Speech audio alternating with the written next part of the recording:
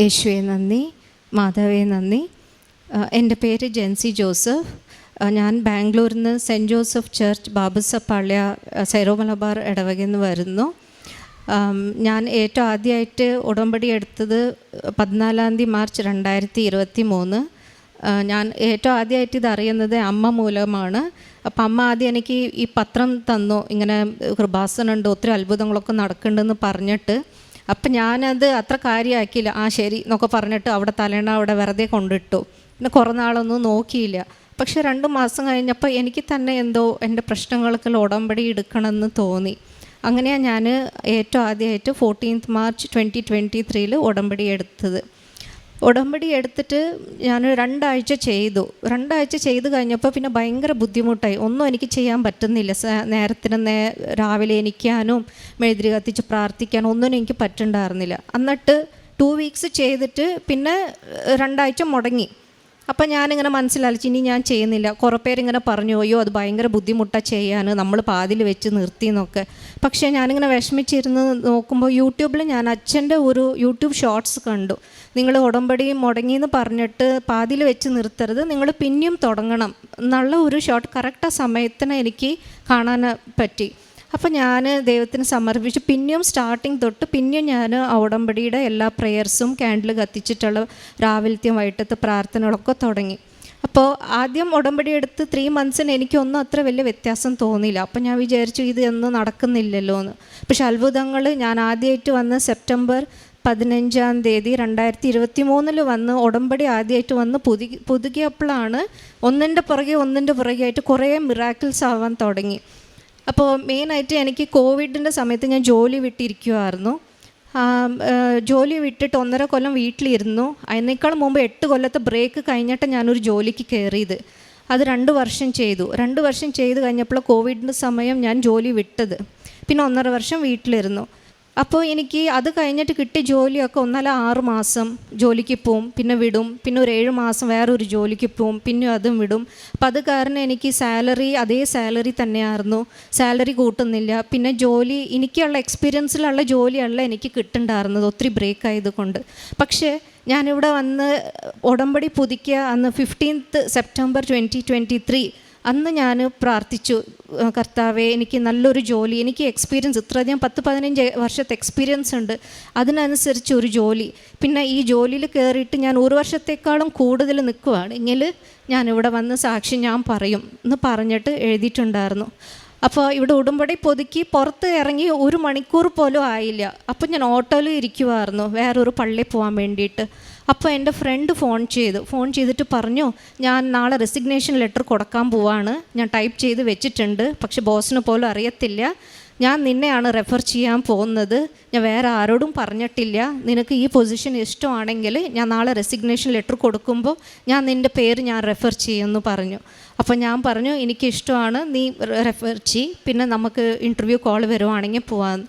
അപ്പോൾ അതുപോലെ അവൾ നെക്സ്റ്റ് ഡേ അവൾ റിസൈൻ ചെയ്യുന്നതിനേക്കാൾ മുമ്പ് എനിക്ക് ഇൻഫർമേഷൻ മാതാവ് തന്നു, ഇങ്ങനെ ഒരു കമ്പനിയിൽ ജോലി ഉണ്ടെന്ന് പറഞ്ഞിട്ട്.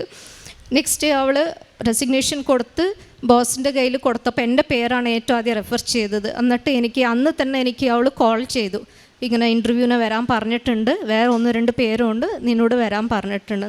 അപ്പോൾ ഇവിടെ നിന്ന് കഴിഞ്ഞിട്ട് 2 ദിവസം കഴിഞ്ഞപ്പോൾ ഇൻ്റർവ്യൂ അറ്റൻഡ് ചെയ്തു. അന്ന് തന്നെ എനിക്ക് ജോലിയും കൺഫേമായി. എന്നിട്ട് ഈ ജോലിയിൽ ഇപ്പം ഞാൻ മോർ ദാൻ 1 ഇയർ ആയിട്ട് ജോലി ചെയ്യുന്നു. നേരത്തെ കിട്ടിയ ശമ്പളത്തെക്കാളും ഡബിൾ സാലറി കിട്ടി. പിന്നെ പ്രൊമോഷനായിട്ട് നേരത്തെ ചെയ്തേക്കാളും മാനേജർ പൊസിഷനും എനിക്ക് ദൈവം തന്നു. മാതാവേ നന്ദി, യേശുവേ നന്ദി. പിന്നെ അടുത്ത അത്ഭുതം എന്ന് പറയണത്, എനിക്ക് ബ്ലീഡിങ്ങിൻ്റെ ഇഷ്യൂ ഉണ്ടായിരുന്നു 2 വർഷമായിട്ട്. അപ്പോൾ ബോഡി ഭയങ്കരമായിട്ട് വീക്കായിപ്പോയി, വീട്ടിലൊരു ജോലിയും ചെയ്യാൻ പറ്റണില്ല, അങ്ങനെയൊക്കെയായിരുന്നു. എന്നിട്ട് ഞാൻ ഈ ഉടമ്പടി പുതുക്കിയ സമയത്ത് ഞാൻ ഈ കാര്യം എഴുതി വെച്ചിട്ടുണ്ടായിരുന്നു. ഞാൻ 2 ഡോക്ടറെ കാണിച്ചിട്ടും ഗൈനക്കോളജിസ്റ്റ് പറഞ്ഞത് ഇത് ബൾക്കി യൂട്രസ് ഒത്തിരി വീങ്ങി പോയിട്ടുണ്ട്, സോ അത് സർജറി ചെയ്യണം, പിന്നെ ബയോപ്സി ചെയ്ത് നോക്കണം. 2 വേറെ ഡോക്ടറെ കാണിച്ചിട്ട് അവരത് സർജറി ചെയ്ത് യൂട്രസ് എടുത്ത് കളയുന്നതാണ് അവർ പറഞ്ഞത്. പക്ഷേ ഞാൻ ഉടമ്പടി പുതുക്കണ സമയത്ത് ഞാൻ ഇവിടെ വന്ന് പ്രാർത്ഥിച്ചു, ഇത് സർജറി ഇല്ലാതെ ഹീലാവണമെന്ന് പറഞ്ഞ് പ്രാർത്ഥിച്ചു. വീട്ടിൽ പോയിട്ട് ഞാൻ ഉടമ്പടി തൈലം തേച്ചു വയറുമേ, പിന്നെ തേനും കുടിച്ചു. എന്നിട്ട് പ്രാർത്ഥിച്ചു, മാതാവേ ഇത് എനിക്ക് സൗഖ്യം തരണമേ, സൗഖ്യം തന്ന ഞാൻ ഇവിടെ വന്ന് സാക്ഷ്യം പറയാമെന്ന് പ്രാർത്ഥിച്ചു. അതുപോലെ 2 മാസം കഴിഞ്ഞിട്ട് തിരിച്ചു പോയിട്ട് വേറൊരു ഡോക്ടർ കണ്ടു ഈ പ്രശ്നം വന്നപ്പോൾ. അപ്പോൾ ഡോക്ടർ പഴയ സ്കാൻ റിപ്പോർട്ടും എല്ലാം ക്ലിയറാണ്, ബൾക്കി യൂട്രസ് ആണ് എന്നൊക്കെ പറഞ്ഞിട്ട് അത് നോക്കിയിട്ട് പിന്നെ എന്നെ ഫിസിക്കൽ ചെക്കപ്പ് ഒക്കെ ചെയ്തിട്ട് ആ ഡോക്ടർ പറഞ്ഞു ഒരു കുഴപ്പമില്ല, physically there is no problem, ഞാൻ കുറച്ച് ഗുളികകൾ തരാം, അത് മാത്രം മതി, സർജറിയുടെ യാതൊരു ആവശ്യമില്ല എന്ന് പറഞ്ഞു. കർത്താവേ നന്ദി, മാതാവേ നന്ദി. അടുത്ത മിറാക്കിൾ എന്ന് പറഞ്ഞാൽ എനിക്ക് ആദ്യത്തെ സിസേറിയന് കഴിഞ്ഞപ്പോൾ തൊട്ട് ഭയങ്കരമായിട്ട് നടുവേദനയായിരുന്നു. ഒരു 12 കൊല്ലം ഞാൻ ആ നടുവേദന അനുഭവിച്ചു. കുറേ നേരം നിന്ന് ജോലി ചെയ്യാൻ പറ്റത്തില്ല, അങ്ങനെയൊക്കെയായിരുന്നു. കുറേ ഓർത്തോപെഡിക് ഡോക്ടറിനെ കാണിച്ചു, പിന്നെ കുറേ ഫിസിയോതെറാപ്പി ചെയ്തു. അങ്ങനെ കുറേ പൈസ കൺസൾട്ടേഷനും ഫിസിയോതെറാപ്പിയും കുറേ മെഡിസിനൊക്കെ ആയിട്ട് കുറേ ചിലവാക്കി. ഇവിടെ 2ാമത് പുതുക്കാൻ വേണ്ടി വന്ന സമയത്ത് ഞാൻ ഈ നടുവേദനയുടെ കാര്യം എഴുതിയിട്ടുണ്ടായിരുന്നു. വീട്ടിൽ പോയിട്ട് ഞാൻ ആ തൈലം തേച്ചിട്ട് ബാക്കിൽ ഞാൻ തന്നെ തൈലം തേച്ചിട്ട് ഞാൻ പ്രാർത്ഥിച്ചു. എന്നിട്ട് ഞാൻ പറഞ്ഞു, ഇങ്ങനെ എൻ്റെ നടുവേദന മാറ്റി തരണേ, ഇത് മാറുവാണെങ്കിൽ ഞാൻ ഇവിടെ സാക്ഷ്യം പറയാമെന്ന്. അതുപോലെ ഇപ്പോൾ എനിക്ക് യാതൊരു നടുവേദനയില്ല. 10-20 പേർക്കുള്ള ഭക്ഷണം വെച്ചാലും പച്ചക്കറി നുറുക്കിയാലും എനിക്ക് യാതൊരു നടുവേദനയില്ല. പിന്നെ ഈ ആദ്യമായിട്ട് ഞാൻ ഉടമ്പടി എടുത്ത സമയത്ത് നമുക്ക് വീട് ലീസിന് എടുത്തിട്ടുണ്ടായിരുന്നു ബാംഗ്ലൂരിൽ. 12.5 ലക്ഷം കൊടുത്ത നമുക്ക് 3 വർഷത്തേക്ക് നമുക്കവിടെ താമസിക്കാം. ലീസിൻ്റെ സമയം കഴിയുമ്പോൾ നമ്മൾ അവിടെ നിന്ന് മാറണമെന്ന് നമ്മൾ ആഗ്രഹിച്ചു. പക്ഷേ ഓണർ പൈസ തന്നില്ല. അവന് 3.5 ലക്ഷം തന്നിട്ട് ബാക്കി പൈസ കയ്യിൽ പിടിച്ചു. അപ്പോൾ അതിന് നമ്മൾ വീട് അന്വേഷിച്ചപ്പോൾ പൈസ ഇടാൻ കാശില്ല. അപ്പോൾ എങ്ങനെയെങ്കിലും ഹസ്ബൻഡിൻ്റെ അടുത്തുണ്ടായിരുന്ന കാശ് എൻ്റെ സ്വർണ്ണമൊക്കെ വിറ്റ് പിന്നെ ഹസ്ബൻഡിൻ്റെ സഹോദരിയും സഹായിച്ചിട്ട് ഒരു 10 ലക്ഷം എങ്ങനെ ഉണ്ടാക്കി നമ്മളൊരു വീടെടുത്തു. അതിൻ്റെ അടുത്ത് തന്നെ മോനും സ്കൂൾ വേണമെന്ന് ആഗ്രഹിച്ചിട്ടുണ്ടായിരുന്നു. അതുപോലെ തന്നെ സ്കൂളും കിട്ടി. അപ്പോൾ ഈ പൈസ കിട്ടാണ്ടായപ്പോൾ ഞാൻ 2ാമത് 15 സെപ്റ്റംബർ 23 പുതുക്കാൻ വന്നപ്പോഴും ഈ കാര്യം ഞാൻ ഇട്ടിട്ടുണ്ടായിരുന്നു. ഈ കാര്യം എഴുതി ഇവിടെ പ്രാർത്ഥിച്ചതും അടുത്ത മാസം ഒക്ടോബറിൽ തന്നെ ഫുൾ എമൗണ്ട് ആളുടെ കയ്യിൽ നിന്ന് നമുക്ക് കിട്ടി. അതിൽ കുറച്ച് പൈസ അവൻ പിടിച്ചു വെച്ചു, പക്ഷെ ബാക്കിയുള്ള എല്ലാ പൈസ നമ്മൾക്ക് കിട്ടി. പിന്നെ ഈ ജോലിയുടെ കാര്യം പറഞ്ഞപ്പോൾ ഒരു കാര്യം മറന്നുപോയി. ഞാൻ 15 സെപ്റ്റംബറിനെ പുതുക്കിയത്. അപ്പോൾ എനിക്ക് ഇൻ്റർവ്യൂ കഴിഞ്ഞിട്ട് എനിക്ക് കിട്ടിയത് വിത്തിൻ 1 മന്ത് അപ്പോയിൻറ്റ്മെൻറ്റ് ലെറ്റർ കിട്ടി. ആൻഡ് അപ്പോയിൻറ്റ്മെൻറ്റിൻ്റെ ഡേറ്റ് വന്ന് 15 ഒക്ടോബർ ആയിരുന്നു. എക്സാക്ട്ലി 1 മന്തിൻ്റെ ഉള്ളിലാണ് എനിക്ക് ആ ജോലി കിട്ടിയത്. വേറെ ഇത് കാരുണ്യ പ്രവർത്തികൾ, പ്രേക്ഷിത പ്രവർത്തികളെന്ന് പറഞ്ഞാൽ എൻ്റെ വീടിൻ്റെ പുറകെ ലോഗോസ് റിട്രീറ്റ് സെൻറ്റർ ഉണ്ട്. അപ്പോൾ അവിടെ കുറേ പേർക്ക് ധ്യാനത്തിന് വരുന്നവർക്കൊക്കെ ഭക്ഷണങ്ങൾ ഉണ്ടാക്കി കൊടുക്കും. അപ്പോൾ ഞാൻ കിച്ചണിൽ പോയിട്ട് അവിടെ ചോദിച്ചിട്ട് അവിടെ വരുന്നവർക്കുള്ള ഭക്ഷണം പാചകം ചെയ്യാനുള്ള പച്ചക്കറികൾ കുറേ ഉണ്ടാവും നുറുക്കാൻ വേണ്ടിയിട്ട്. അപ്പോൾ അത് നുറുക്കാൻ വേണ്ടിയിട്ട് ഞാൻ ശനിയാഴ്ചകളിൽ, എനിക്ക് സാറ്റർഡേ സൺഡേ ലീവാണ്, അപ്പോൾ സാറ്റർഡേ ഞാൻ അവിടെ പോയിട്ട് പച്ചക്കറിക്ക് നുറുക്കി കൊടുക്കാനും അവിടെ സഹായിക്കാനൊക്കെ പോകാറുണ്ട്. പിന്നെ കാരുണ്യ പ്രവൃത്തി എന്ന് പറഞ്ഞാൽ എനിക്ക് കുറച്ച് അറിയുന്ന വിധവകൾക്ക് എൻ്റെ സാലറിയിൽ നിന്ന് ഒരു പെർസെൻറ്റേജ് അവർക്ക് കൊടുക്കുന്നുണ്ട്.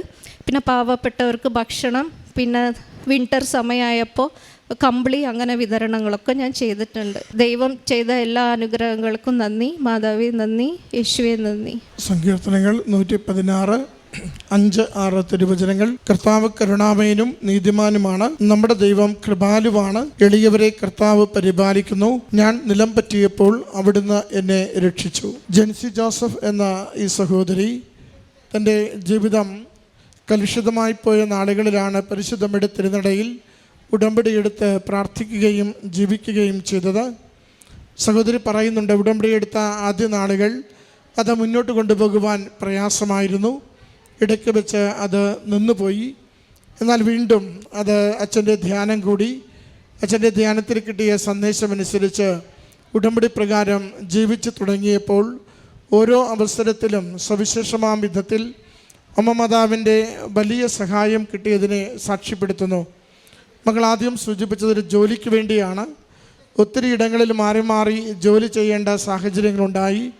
സ്ഥിരമായി നല്ല സാലറിയോടുകൂടി ഒരു ജോലി ആഗ്രഹിച്ച് പ്രാർത്ഥിച്ച നാളുകളിൽ അമ്മ മാതാവിൻ്റെ സംരക്ഷണയാൽ ഒരു ജോലി ഒഴിവ് വരുന്നതിനെക്കുറിച്ച് മുന്നറിവ് ലഭിക്കുകയും അതേ ജോലി മകൾക്ക് ലഭിക്കുന്ന വിധത്തിൽ കാര്യങ്ങളെല്ലാം ക്രമീകരിക്കപ്പെടുകയും നല്ല സാലറിയുള്ള ജോലി ആയിട്ട് അത് പരിണമിക്കുകയും ചെയ്തു. അതിനെയാണ് മകൾ ആദ്യം സാക്ഷ്യപ്പെടുത്തിയത്. അതെപ്പോഴും ഉടമ്പടിയിലായിരിക്കുന്നവർക്ക് സന്ദേശത്തിലൂടെ, വ്യക്തികളിലൂടെ, ജീവിതത്തിൻ്റെ ഏതെങ്കിലുമൊക്കെ പ്രതിസന്ധിയുടെ അവസരങ്ങളിൽ തമ്പുരാൻ വഴി ഒരുക്കിത്തരും. അമ്മ മാതാവ് സഹായിച്ചു കൊണ്ടിരിക്കും. അതിൻ്റെ ആ ഒരു വഴിയൊരുക്കുന്നതിൻ്റെ പ്രക്രിയയിലാണ് ഉടമ്പടിയിൽ തിരികെ വന്ന് തീഷ്ണമാകുമ്പോൾ അത് ഒരുപക്ഷെ അറിയേണ്ട ഒരു കാര്യമല്ലെങ്കിൽ കൂടിയും മുൻകൂട്ടി ഒരിടത്ത് ഒഴിവ് വരുന്നത് അറിയുകയും അതിലേക്ക് എത്തപ്പെട്ട് നല്ല രീതിയിൽ ജോലിയിൽ പ്രവേശിക്കുവാനുള്ള വഴി തുറക്കുകയും ചെയ്യുന്നത്. രണ്ടാമത്തത് ശാരീരികമായ രോഗാവസ്ഥയെക്കുറിച്ചാണ് സൂചിപ്പിച്ചത്. ഓപ്പറേഷന് വിധേയമാവണം എന്ന് എല്ലാവരും പറഞ്ഞ 2 ഡോക്ടർമാർ പ്രിസ്ക്രൈബ് ചെയ്ത ഒരു വിഷയമായിരുന്നു. എന്നാൽ അത് അമ്മ മാതാവിൻ്റെ ഉടമ്പടി നേർച്ചവസ്തുക്കൾ ഉപയോഗിച്ച് പ്രാർത്ഥിക്കുമ്പോൾ മൂന്നാമതൊരാൾ അത് പരിശോധനകൾക്ക് ശേഷം ഓപ്പറേഷൻ ആവശ്യമില്ല, ഫിസിക്കലി ഓക്കെ എന്ന് മകളോട് പറഞ്ഞതിൻ്റെ സന്തോഷമാണ് സാക്ഷ്യപ്പെടുത്തിയത്. മറ്റൊന്ന് വീടുമായി ബന്ധപ്പെട്ട വിഷയമാണ്. വീട് ലീസിനെടുത്തിരിക്കുന്ന വീട്ടിൽ നിന്ന് മാറുവാൻ പോകുമ്പോൾ അതിൻ്റെ ഓണർ കാണിക്കുന്ന ഒരു വിശ്വസ്തതക്കുറവ്, പണം പിടിച്ചു വെച്ചതിലൂടെ ലഭിക്കാതെ മറ്റൊന്ന് കണ്ടെത്തുവാനുള്ള വിഷമങ്ങൾ, അതും അമ്മ മാതാവിൻ്റെ തിരുനടയിൽ നിയോഗം വെച്ച് പ്രാർത്ഥിക്കുമ്പോൾ ചുരുങ്ങിയ ദിവസങ്ങൾക്കുള്ളിൽ ആ പണം മുഴുവനും തിരികെ കിട്ടുകയും വീട് സുരക്ഷിതമാക്കുവാൻ സാധിച്ചു എന്ന് മകൾ പറയുകയും ചെയ്യുന്നു. പിന്നീട് കാരുണ്യ പ്രവൃത്തികളും പ്രേക്ഷിത പ്രവർത്തനവും ദൈവനാമത്തെ മഹത്വപ്പെടുത്തിക്കൊണ്ട് ജീവിതത്തിൽ തുടരുന്നതിനെയും മകൾ വാക്കുകളിലൂടെ സാക്ഷ്യപ്പെടുത്തുകയാണ്. ജീവിതത്തിൻ്റെ ഏത് വ്യത്യസ്തമായ സാഹചര്യങ്ങളിൽ നിയോഗങ്ങൾ നാം സമർപ്പിക്കുമ്പോഴും അമ്മയുടെ തിരുസന്നിധിയിൽ അമ്മ മാതാവിനോടുള്ള വിശ്വസ്തതയിലാണ് ഉടമ്പടിയുടെ നിയോഗങ്ങൾ എപ്പോഴും വേഗത്തിലത് അനുഗ്രഹമായി തീരുക. പ്രാർത്ഥിക്കുവാൻ നമ്മൾ വിശ്വസ്തരാകുമ്പോൾ, ജീവിതം വിശുദ്ധിയിൽ നമ്മൾ നിലനിർത്തുമ്പോൾ, മറ്റുള്ളവരോട് ആദരവും കരുണയും നമ്മൾ പ്രദർശിപ്പിക്കുമ്പോൾ, അതോടൊപ്പം നമ്മൾ തന്നെ ദൈവനാമത്തെ മഹത്വപ്പെടുത്തി ജീവിതത്തിൻ്റെ ഓരോ കാര്യവും നിർവഹിക്കുവാൻ തയ്യാറാകുമ്പോൾ ഉടമ്പടിയുടെ നിയോഗങ്ങൾ നമുക്കെപ്പോഴും അനുഗ്രഹമായി തീർന്നുകൊണ്ടിരിക്കുന്നു. അതിൻ്റെ സാക്ഷ്യമാണ് ഈ മകൾ ഈ അൾത്താരയിൽ പങ്കുവച്ചത്. മകൾക്ക് ലഭിച്ച എല്ലാ നന്മകൾക്കും നന്ദി പറഞ്ഞുകൊണ്ട് കരങ്ങളടിച്ച് ഈ സാക്ഷ്യം അമ്മ മാതാവിനും തിരുക്കുമാരനും സമർപ്പിക്കാം. അത്യപൂർവ ദൈവാനുഭവങ്ങൾ ഇനി നിങ്ങൾക്കും സ്വന്തം. ഈ യൂട്യൂബ് ചാനൽ ഇതുവരെ സബ്സ്ക്രൈബ് ചെയ്തിട്ടില്ലെങ്കിൽ ഇപ്പോൾ തന്നെ സബ്സ്ക്രൈബ് ചെയ്യുക. ഈ വീഡിയോ ഇപ്പോൾ തന്നെ നിങ്ങളുടെ സുഹൃത്തുക്കൾക്ക് ഷെയർ ചെയ്തുകൊണ്ട് കർത്താവിൻ്റെ പ്രേക്ഷിതരാകുക.